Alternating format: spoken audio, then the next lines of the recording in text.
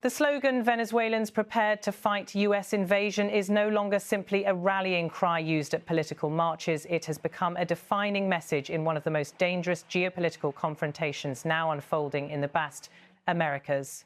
In Caracas, President Nicolás Maduro, who remains the internationally recognized head of state of Venezuela and continues to consolidate authority across all branches of government, stands at the center of a crisis that now involves the full force and strategic attention of the United States under President Donald Trump, who began his second non-consecutive term on the 20th of January 2025. The standoff between these two leaders has escalated far beyond rhetoric and now sits at the edge of military confrontation. In recent weeks, crowds have surged into Caracas's Plaza Bolivar, filling avenues with red banners, drums and chants as Maduro appears on stage, holding the country's constitution, presenting himself as the guarantor of national sovereignty against what he calls an imperial threat. The atmosphere feels electric but tense. The public has grown used to political spectacle, yet something about the present moment feels closer to rupture. This is not just routine mobilization. Offshore, the United States has deployed an aircraft carrier strike group, including the USS Gerald R. Ford, along with a Marine Expeditionary Unit positioned for possible amphibious operations. Washington has closed US-controlled airspace around routes to Venezuela, imposed new sanctions on key Venezuelan entities, and openly discussed military options in high-level briefings. Trump's national security team now argues that Maduro represents both a political and security threat, citing narcotics designations, human rights abuses, and the collapse of democratic institutions as justification for escalating pressure. Maduro's response has been unambiguous, delivered in speeches that Venezuelan state media replay on loop. Standing before cameras in Caracas, he warned that if Venezuela was attacked, we would declare an armed struggle and a republic in arms. On another occasion, he reinforced that message, stating that if Venezuela were attacked, we would immediately move to armed struggle in defense of our territory.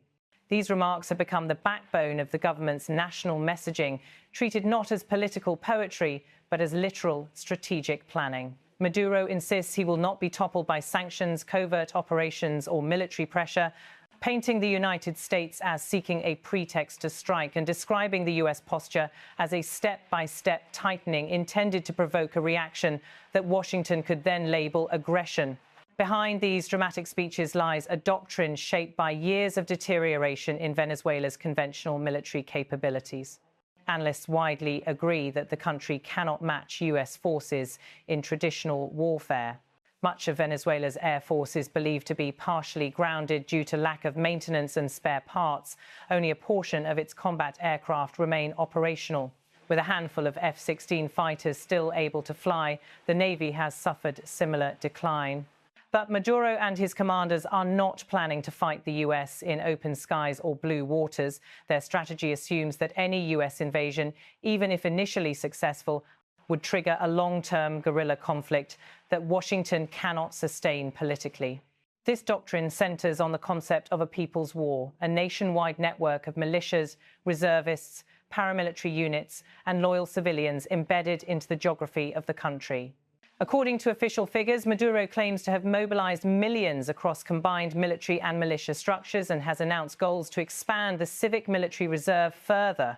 While independent analysts doubt these numbers reflect fully trained combatants, the mobilization itself is real. Schools, factories, public squares and remote towns have hosted drills aired by state television showing civilians learning weapons handling, search procedures, first aid and urban defense tactics. Maps displayed on Venezuelan television show hundreds of potential guerrilla staging points, from dense barrios to remote interior regions with oil pipelines, electrical substations and strategic bridges.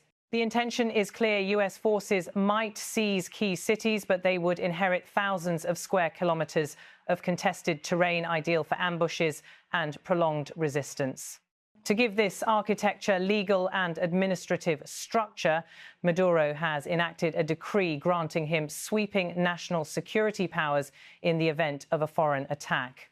It allows nationwide mobilization of the armed forces, transfers authority over essential industries such as electricity, oil and telecommunications directly to military command, and authorizes the creation of local defense councils.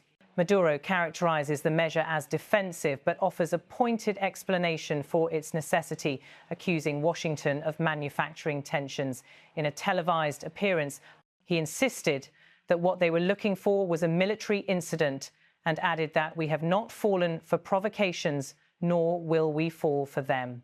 The United States dismisses these claims, presenting its actions as a mix of law enforcement, democracy, promotion, and regional stability. Trump's officials say Maduro presides over a criminalized dictatorship and that pressure, diplomatic, economic, and, if required, military, is essential to prevent Venezuela becoming a hub for illicit networks.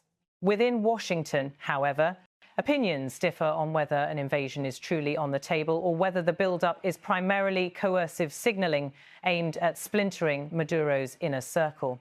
Regionally, the crisis is viewed with alarm. Governments across South America and the Caribbean already host millions of Venezuelan migrants who fled economic collapse, and they fear that even a brief war could unleash another, larger wave of displacement. Border countries worry about humanitarian strain and the risk of being drawn unintentionally into military escalation if US forces require staging areas or overflight permissions. Diplomatically, they try to balance condemnation of Venezuela's democratic backsliding with resistance to any role in a military solution. Inside Venezuela, the idea of resisting a US invasion resonates in complicated ways. The country remains deeply polarized. Many blame Maduro for economic collapse, corruption, and repression. Others see him as defending national sovereignty against a history of US intervention in Latin America. Yet, even among government critics, there is unease about US troops entering Venezuelan cities. Memories of Guatemala, the Bay of Pigs, Panama, and Iraq fuel skepticism that foreign intervention would bring order rather than chaos. This tension plays out in everyday conversations. Women in bakery queues ask if they should stockpile rice. Workers wonder whether sons will be pressured into neighborhood militias. Students debate how long power, water, and internet could survive bombardment. Older Venezuelans recall past unrest and say they do not want to relive violence. Many fear that war would turn existing shortages into outright catastrophe. Maduro's supporters try to turn anxiety into displays of unity. Rallies show pensioners disassembling rifles, neighborhood watch groups rehearsing evacuations and first aid, and commanders promising that every apartment block and hilltop will become a defensive front. State television mixes patriotic documentaries about historic battles with images of today's militias, reinforcing the idea that resistance to a US invasion would be both historic duty and present reality. Trump's administration uses the confrontation to signal resolve. The deployment of carrier strike groups, amphibious assault vessels, reconnaissance aircraft and special operations elements, combined with tightened sanctions, serves as both threat and leverage. Trump must balance this posture with the risk that a drawn-out conflict could become, in Maduro's words, the political end of his presidency, a warning crafted to evoke the spectre of quagmires like Vietnam.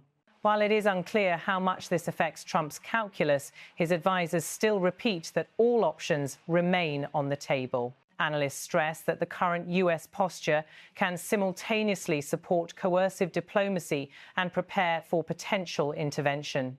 What keeps intelligence services uneasy is the possibility of miscalculation, a clash at sea, a misread radar lock, an accidental shoot-down that abruptly turns brinkmanship into war.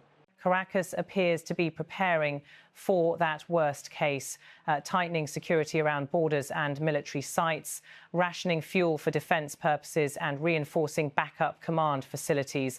For ordinary Venezuelans, these geopolitical moves intersect with daily hardship: inflation, hospital shortages, power cuts, and families scattered by migration. Preparing to fight can mean joining militias, backing the government, quietly planning how to survive, or simply hoping that neither leader decides to test the other's resolve.